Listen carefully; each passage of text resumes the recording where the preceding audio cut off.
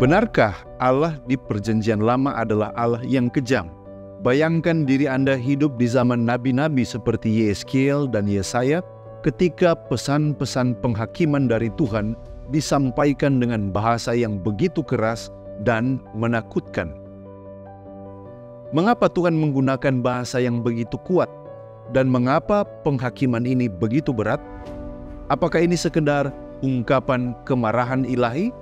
Atau ada makna yang lebih mendalam di balik semua itu? Mari kita selami pemahaman tentang nubuatan-nubuatan penghakiman di dalam Alkitab dan temukan apa yang Tuhan ingin kita pahami dari pesan-pesan ini. Mari kita gali bersama.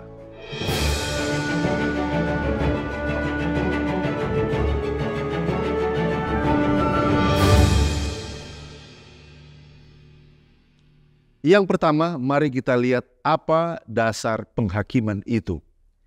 Pada inti dari setiap nubuatan tentang penghakiman adalah pelanggaran perjanjian.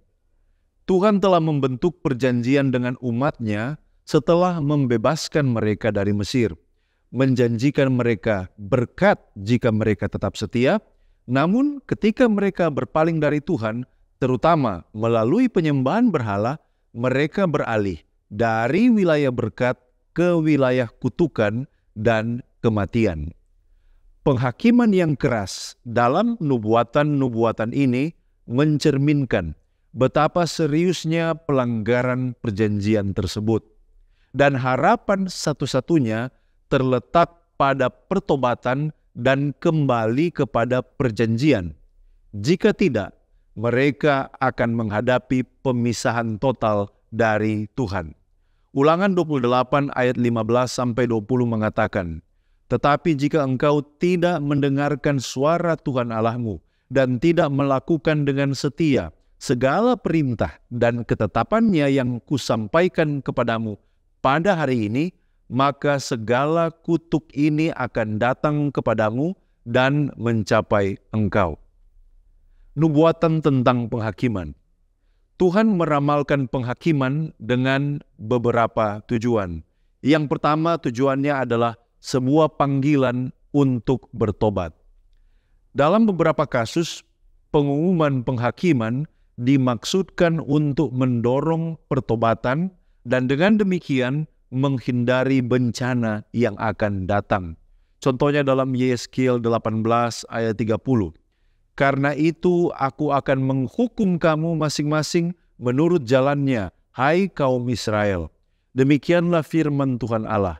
Bertobatlah dan berpalinglah dari segala durhaka, supaya itu jangan bagimu menjadi batu sandungan yang akan menjatuhkan kamu." Tujuan yang kedua adalah untuk menunjukkan kedaulatan ilahi. Ramalan penghakiman ini juga menunjukkan bahwa Tuhan tidak terkejut oleh tindakan-tindakan Israel. Sebaliknya, Dia sepenuhnya mengendalikan sejarah. Yesaya 46 ayat 9-10 mengatakan, "Ingatlah hal-hal yang dahulu dari sejak purbakala, bahwasannya akulah Allah dan tidak ada yang lain. Akulah Allah dan tidak ada yang seperti aku, yang memberitahukan dari mulanya hal-hal yang kemudian dan dari zaman purbakala apa yang belum terlaksana, yang berkata, keputusanku akan sampai dan segala kehendakku akan kulaksanakan." Tujuan yang ketiga adalah sebuah pernyataan kekuatan ilahi. Dengan meramalkan kekalahan umat-Nya, Tuhan menunjukkan bahwa bukan bangsa-bangsa yang lebih kuat dari Israel, melainkan Dia sendiri yang menggunakan bangsa-bangsa tersebut sebagai alat penghakimannya. Amos 3 ayat 6 mengatakan, "Apakah sangkakala ditiup di suatu kota dan orang-orang tidak gemetar? Apakah ada malapetaka terjadi di suatu kota dan Tuhan tidak melakukannya?" Poin selanjutnya kita akan melihat antara penghakiman dan musuh. Ketika Israel meninggalkan Tuhan, mereka kehilangan perlindungannya dan menjadi mangsa dari musuh-musuh mereka. Ini bukan sekedar konsekuensi alami dari dosa, tetapi juga adalah keputusan ilahi untuk menarik dirinya dari mereka. Gambaran militer dan politik yang digunakan dalam nubuatan-nubuatan ini, seperti contohnya pengepungan, kelaparan, dan kengerian perang, ini menggambarkan betapa seriusnya pelanggaran perjanjian. Dengan mengizinkan bencana-bencana ini terjadi, Tuhan menegakkan kebenaran dan kedaulatannya, bukan karena dikalahkan oleh bangsa-bangsa, tetapi karena Dia menyerahkan umat-Nya yang memberontak kepada tangan mereka. Yeskiel 5 ayat 8-10. Sebab itu beginilah firman Tuhan Allah, sesungguhnya akulah yang menjadi lawanmu, ya Yerusalem, dan aku akan menjatuhkan hukuman-hukumanku atasmu di tengah-tengahmu di depan mata bangsa-bangsa. Oleh karena segala kejijikanmu, aku akan melakukan kepadamu apa yang belum pernah kulakukan dan apa yang tidak akan kulakukan lagi. Kita perlu memandang penghakiman Allah ini di dalam terang konflik kosmik. Pergumulan Israel adalah bagian dari konflik kosmik yang lebih luas yang melibatkan kekuatan-kekuatan spiritual. Bangsa-bangsa di sekitarnya dengan dewa-dewa mereka dan pengaruh-pengaruh setan seringkali menjerumuskan Israel ke dalam penyembahan berhala yang melemahkan mereka secara politik dan militer. Melalui penghakimannya, Tuhan tidak hanya menangani situasi politik saat itu, tetapi juga terlibat dalam peperangan spiritual. Akhirnya, penghakiman ini menunjukkan kemenangan akhir Tuhan atas bangsa-bangsa dan dewa-dewa palsu mereka, dengan keselamatan yang ditawarkan melalui sisa umat yang setia itu. Yesaya 24 ayat 21-22 mengatakan, maka pada hari itu Tuhan akan menghukum tentara langit di langit dan raja-raja bumi di atas bumi.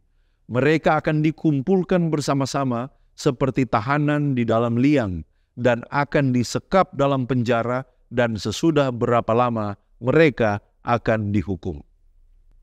Sebagai kesimpulan, meskipun pesan-pesan penghakiman tampak menakutkan dan keras, Tuhan tidak meninggalkan umat-Nya tanpa harapan. Pesan terakhirnya bukanlah penghakiman, tetapi keselamatan.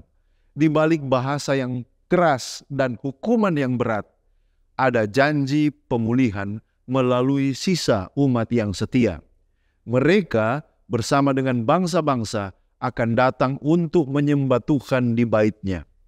Penghakiman Tuhan bukanlah akhir dari cerita, melainkan awal dari sebuah harapan baru yang membawa kita menuju keselamatan dan pemulihan di dalam hadirat-Nya.